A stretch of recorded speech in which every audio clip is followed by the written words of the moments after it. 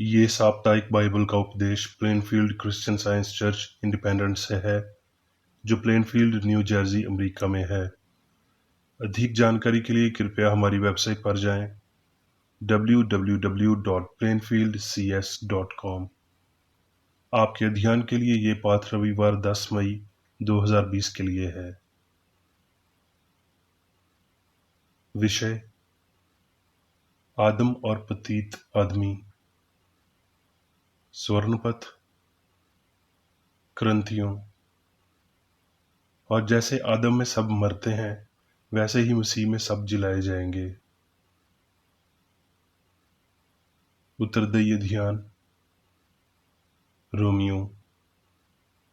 क्योंकि जब एक मनुष्य के अपराध के कारण मृत्यु ने उस एक ही के द्वारा राज्य किया, तो जो लोग अनुग्रह और धाम रूपी वरदान बहुतायत से पाते हैं, वो एक मनुष्य के अर्थात यीशु मसीह के द्वारा अवश्य ही अनंत जीवन में राज्य करेंगे।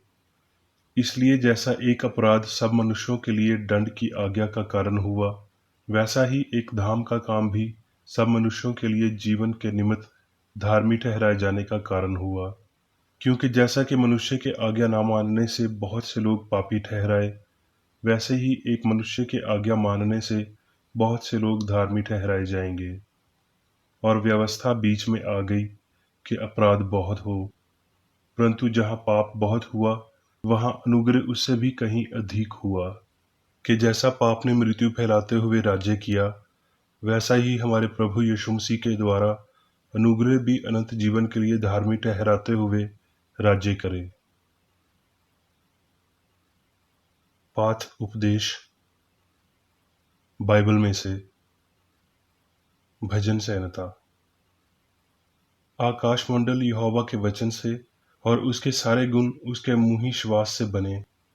वो समंदर का जाल ढेर के नियन इकट्ठा करता, वो गहरे सागर को अपने भंडार में रखता है। सारी पृथ्वी के लोग यहोवा से डरें, जगत के सब निवासी उसका भय माने। क्योंकि जब उसने कहा तब हो गया, जब उसने आज्ञा दी तब वास्तव में वैसा ही होगा। उत्पत्ति। फिर परमेश्वर ने कहा, हम मनुष्य को अपने स्वरूप के अनुसार अपनी समानता में बनाएं, और वो समुद्र की मछलियों और आकाश के पक्षियों और घरेलू पशुओं और सारी पृथ्वी पर और सब रेंगने वाले जंतुओं पर जो पृथ्वी पर रेंगते हैं अधिकार रखें। तब परमेश्वर ने मनुष्य को अपने स्वरूप के अनुसार उत्पन्न किया, अपने ही स्वरूप के अनुसार परमेश्वर ने उसको उत्पन्न किया, नर और नारी करके उसने मनुष्यों की सृष्टि की, और परमेश्वर ने उनको आशीष दी। तब परमेश्वर ने जो कुछ बनाया था सबको देखा, तो क्या देखा कि वो बहुत ही अच्छा है। उत्पत्ति। यहोवा परमेश्वर ने जितने बनेले पशु बनाए थे, उन सब में सांप धूर्त था, और उसने स्त्री से कहा, क्या सच है कि परमेश्वर ने कहा कि तुम इस वाटिका के किसी वृक्ष का फल ना खाना? स्त्री ने सांप से कहा, इस वाटिका के वृक्षों के फल हम खा सकते हैं, पर जो वृक्ष वाटिका के बीच में है, उसके फल के विषय में परमेश्वर ने कहा है कि ना तो तुम उसको खाना और ना उसको छूना, नहीं तो मर जाओगे। तब सांप ने स्त्री से कहा, तुम निश्चय ना मरोगे, वरन परमेश्वर आप जानता है कि जिस दिन तुम उसका फल खाओगे, उसी दिन तुम्हारी आंखें खुल जाएंगी, और भले बुरे का ज्ञान पाकर तुम परमेश्वर के तुल्य हो जाओगे। सो जब स्त्री ने देखा कि उस वृक्ष का फल खाने में अच्छा और देखने में मन भाव और बुद्धि देने के लिए चाहने योग्य भी है, तब उसने उसमें से तोड़कर खाया और अपने पति को भी दिया, और उसने भी खाया। तब उन दोनों की आंखें खुल गईं, और उनको मालूम हुआ कि वो नंगे हैं। सो उन्होंने अंजीर के पत्ते जोड़ जोड़कर लंगोट बना लिए। तब यहोवा परमेश्वर जो दिन के ठंडे समय वाटिका में फिरता था, उसका शब्द उनको सुनाई दिया। तब आदम और उसकी पत्नी वाटिका के वृक्षों के बीच यहोवा परमेश्वर से छिप गए। तब यहोवा परमेश्वर ने पुकारकर उससे पूछा, तू कहाँ है? उसने कहा, मैं तेरा शब्द बारी में सुनकर डर गया, क्योंकि मैं नंगा था, इसलिए छिप गया। उसने कहा, किसने तुझे जिताया कि तू नंगा है? जिस वृक्ष का फल खाने को मैंने तुझे वर्जा था, क्या तूने उसका फल खाया है? आदम ने कहा, जिस स्त्री को तूने मेरे संग रहने को दिया है, उसी ने उस वृक्ष का फल मुझे दिया और मैंने खाया। तब यहोवा परमेश्वर ने स्त्री से कहा, तूने ये क्या किया है? स्त्री ने कहा, सांप ने मुझे बहका दिया, तब मैंने खाया। फिर स्त्री से उसने कहा, मैं तेरी पीड़ा और तेरे गर्भवती होने के दुख को बहुत बढ़ाऊंगा। तू पीड़ित होकर बालक उत्पन्न करेगी और तेरी लालसा तेरे पति की ओर होगी और वो तुझ पर प्रभुता करेगा। और आदम से उसने कहा, तूने जो अपनी पत्नी की बात सुनी और जिस वृक्ष के फल के विषय में मैंने तुझे आज्ञा दी थी कि तू उसे ना खाना, उसको तूने खाया है, इसलिए भूमि तेरे कारण शापित है। तू उसकी उपज जीवन भर दुख के साथ खाया करेगा। अब्रानियों। हे भाइयों, चौकस रहो कि तुम में ऐसा बुरा और अविश्वासी मन ना हो जो जीवते परमेश्वर से दूर हट जाए, वरन जिस दिन तक आज का दिन कहा जाता है, हर दिन एक दूसरे को समझाते रहो। ऐसा ना हो कि तुम में से कोई जान पाप के छल में आकर कठोर हो जाए। मत्ती। और जब वो कुफरनहूम आया तो एक सूबेदार ने उसके पास आकर उससे विनती की कि हे प्रभु, मेरा सेवक घर में झोले का मारा बहुत दुखी पड़ा है। उसने उससे कहा, मैं आकर उसे ठीक करूंगा। सूबेदार ने उत्तर दिया कि हे प्रभु, मैं इस योग्य नहीं कि तू मेरी छत के तले आए, पर केवल मुख से कह दे तो मेरा सेवक ठीक हो जाएगा। ये सुनकर यीशु ने अचंभा किया और जो उसके पीछे आ रहे थे उनसे कहा, मैं तुमसे सच कहता हूं कि मैंने इसराइल में भी ऐसा विश्वास नहीं पाया। और यीशु ने सूबेदार से कहा, जा, जैसा तेरा विश्वास है वैसा ही तेरे लिए हो। और उसका सेवक उसी घड़ी ठीक हो गया। इफसियों। हे सोने वाले, जाग और मुर्दों में से जी उठ, तो मसीह की ज्योति तुझ पर चमकेगी। प्रेरितों के काम। जिस परमेश्वर ने पृथ्वी और उसकी सब वस्तुओं को बनाया, वो स्वर्ग और पृथ्वी का स्वामी होकर हाथ के बनाए हुए मंदिरों में नहीं रहता। उसने एक ही मूल से मनुष्य की सब जातियां सारी पृथ्वी पर रहने के लिए बनाई हैं और उनके ठहराए हुए समय और निवास के सिवानों को इसलिए बांधा है कि वो परमेश्वर को ढूंढे, कदाचित उसे टटोल कर पा जाएं। तो भी वो हम में से किसी से दूर नहीं, क्योंकि हम उसी में जीवित रहते, चलते फिरते और स्थिर रहते हैं। जैसे तुम्हारे कितने कवियों ने भी कहा है कि हम तो उसी के वंश भी हैं। अब मैं मेरी बेकर रेड्डी द्वारा क्रिश्चियन साइंस की किताब विज्ञान और स्वस्थ शास्त्रों की कुंजी के साथ के संबंधी अंश पढ़ूंगा। विज्ञान और स्वस्थ। क्रिश्चियन साइंस में निर्देश देने वाले लोग इस शानदार धारणा तक पहुंच चुके हैं कि ईश्वर ही मनुष्य का एकमात्र लेखक है। पिता माता देवता का नाम है, जो उनकी आध्यात्मिक रचना के कोमल संबंधों को इंगित करता है, जैसा कि प्रेरित ने इसे उन शब्दों में व्यक्त किया है जो उसने एक क्लासिक कवि से मंजूर होने के साथ उद्धृत किए थे, क्योंकि हम भी उसकी संतान हैं। स्वर्ग के लिए एक रास्ता है सिद्धभाव, और ईश्वरीय विज्ञान में मसीह हमें इस मार्ग को दिखाता है।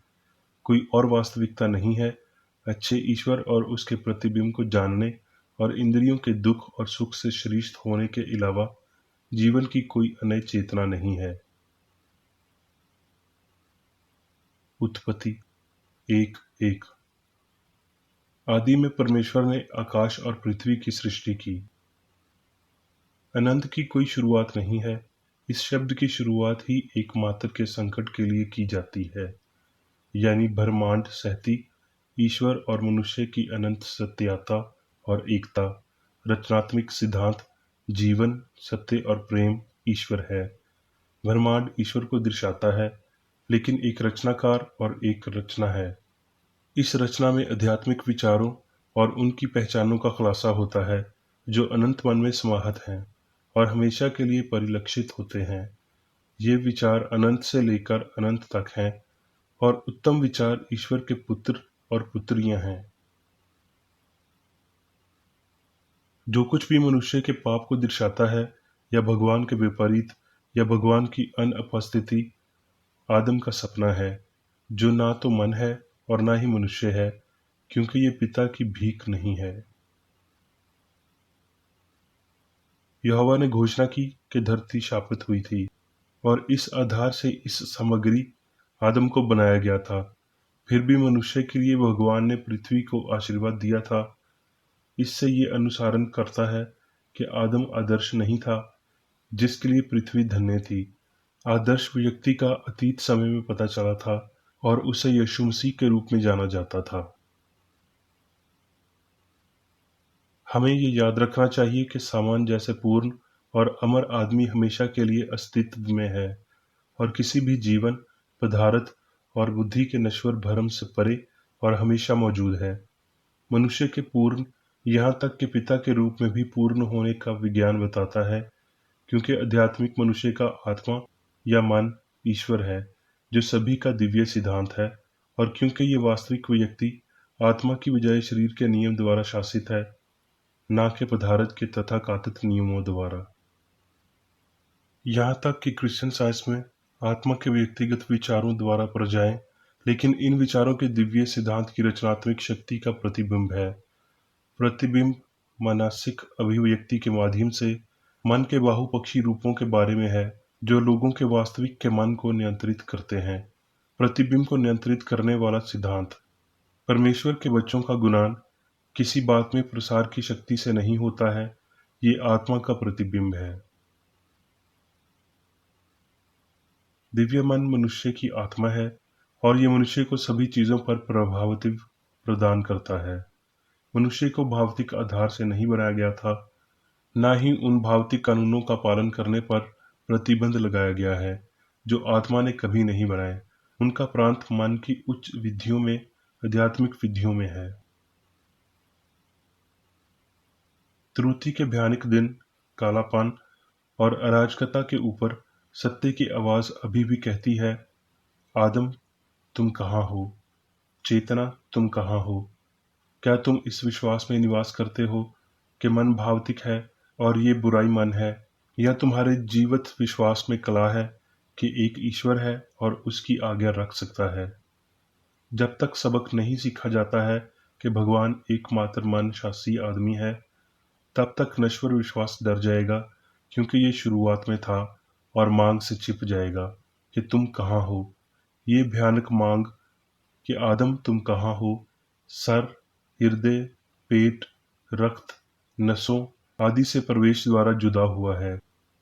लो, यहाँ मैं हूँ, शरीर में खुशी और जीवन की तलाश कर रहा हूँ, लेकिन केवल एक भ्रम ढूंढ रहा हूँ, झूठे दावों का मिश्रण, झूठी खुशी, दर्द, पाप, बीमारी और मृत्यु द्वारा। स्वर्थ और संवेदना नश्वर मन में शिक्षित होते हैं, कभी किसी के स्वयं के प्रति आवर्ती विचारों से, शरीर के बारे में बातचीत से, और उससे सदा सुख या दर्द की उपेक्षा से। ये शिक्षा आध्यात्मिक विकास की कीमत पर है। अगर हम नश्वर वेशभूषा में सोचते हैं, तो उसे अपनी अमर प्रकृति को खो देना चाहिए। अगर हम शरीर को आनंद के लिए देखते हैं, तो हमें दर्द होता है। जीवन के लिए हम मृत्यु को पाते हैं, सत्य के लिए हम त्रुटि पाते हैं, आत्मा के लिए हम इसके विपरीत पदार्थ को पाते हैं। अब इस क्रिया को उल्टा कर दें। सत्य और प्रेम में शरीर से आगे देखें, सभी खुशी, सिद्भाव और अमृतता का सिद्धांत। धीरज, अच्छे और सच्चे विचार को दृढ़ता से पकड़ें, और आप अपने अनुभवों के अनुपात में उन्हें अपने अनुभव में लाएंगे। आध्यात्मिक रूप से बनाया गया ईश्वर का मनुष्य भौतिक और नश्वर नहीं है। सभी मानव कला के जनक आदम का सपना थे। गहरी नींद जिसमें उसकी उत्पत्ति हुई, उसका जीवन और बुद्धिमत्ता किस पदार्थ से आगे बढ़ी और गुजर गई। ये नास्तिक त्रुटि या तथाकथित सांप अभी भी सत्य के विपरीत पर जोड़ देता है, जो कह रहा है तुम परमेश्वर के तुल्य हो जाओगे। इसका मतलब है मैं सत्य के रूप में वास्तविक और शाश्वत के रूप में त्रुटि करूंगा। क्या दिव्य प्रेम के बच्चों को लुभाने के लिए सांप झूठ बोल रहा है? सांप केवल रूपक में प्रवेश करता है, अर्थात बुराई के रूप में। जानवरों के साम्राज्य से हमारा कोई संबंध नहीं है, जो वर्णित प्रजातियों का प्रतिनिधित्व करता है, अर्थात बात करने वाला सांप, और उस बुराई को फिर से खुश करना चाहिए जो भी आंकड़ा प्रस्तुत किया गया है। वो खुद को वीरवधाभास करता है, और ना तो उसकी उत्पत्ति होती है और ना ही सत्य और अच्छाई में समर्थन। ये देखकर हमें बुराई के सभी दावों से लड़ने के लिए विश्वास होना चाहिए, क्योंकि हम जानते हैं कि वो बेकार और असत्य हैं। आदम त्रुटि का पर्याय भौतिक मन की धारणा के लिए खड़ा है। वो किसी हद तक आदमी पर अपना शासन शुरू करता है, लेकिन वो झूठ में भट जाता है और उसके दिन कम हो जाते हैं। इस विकास में सत्य के अमर, आध्यात्मिक नियम को नश्वर, भौतिक अर्थ के विपरीत हमेशा के लिए प्रकट कर दिया जाता है। दिव्य विज्ञान में मनुष्य ईश्वर के द्वारा कायम है होने का दिव्य सिद्धांत है। जब बीमार या पापी अपनी आवश्यकता को महसूस करने के लिए जागते हैं, तो वो दिव्य विज्ञान के प्रति ग्रहणशील होंगे, जो आत्मा की ओर और भौतिक अर्थ से दूर शरीर से विचार को हटाता है और यहाँ तक कि मन को भी चिंतन के शिखर तक बढ़ा देता है। पाप या बीमारी से कुछ चीजें बेहतर हैं। भगवान का सही विचार जीवन और प्रेम की सच्ची समझ देता है, जीत की कब्र को लूटता है, सभी पाप और भ्रम को दूर करता है कि अनय मन है और मृत्यु डर को नष्ट कर देते हैं। अब मैं मेरी विक्रेडी द्वारा चर्च मैनुअल में दिए गए 3 दैनिक कर्तव्यों को पढ़ूंगा। दैनिक प्रार्थना। प्रत्येक दिन प्रार्थना करने के लिए इस चर्च के प्रत्येक सदस्य का कर्तव्य होगा, तुम्हारा राज्य आए, ईश्वरी सत्य, जीवन और प्रेम के शासन को मुझ में स्थापित कर और मुझ पर शासन कर, और तेरा वचन सभी मनुष्यों के स्नेह को समृद्ध कर सकता है और उन पर शासन कर। आदेशों और कर्तव्यों के लिए एक नियम। ना तो दुश्मनी और ना व्यक्तिगत लगाव मदर चर्च के सदस्यों के आदेशों और कर्तव्यों पर लागू करना चाहिए। विज्ञान में दिव्य प्रेम ही मनुष्य को नियंत्रित करता है, और एक क्रिश्चियन विज्ञानी प्यार की मीठी सुविधाओं को दर्शाता है। प्यार में डांटने पर, सच्चा भाईचारा, परोपकार और क्षमा में इस चर्च के सदस्यों को प्रतिदिन ध्यान रखना चाहिए, और सभी बुराई दूर करने, भविष्यवाणी, न्याय करने, निंदा करने, परामर्श देने, प्रभावित करने या गलत तरीके से प्रभावित होने से बचने के लिए प्रार्थना करनी चाहिए। कर्तव्य के प्रति सतर्कता। इस चर्च के प्रत्येक सदस्य का यह कर्तव्य होगा कि वो प्रतिदिन आक्रामक मानसिक सुझाव से बचाव करे और भूलकर भी ईश्वर, नेता और मानव जाति के प्रति अपने कर्तव्य की उपेक्षा नहीं करनी चाहिए। उनके कामों से उन्हें आंका जाएगा और वो उचित या निंदनीय होगा।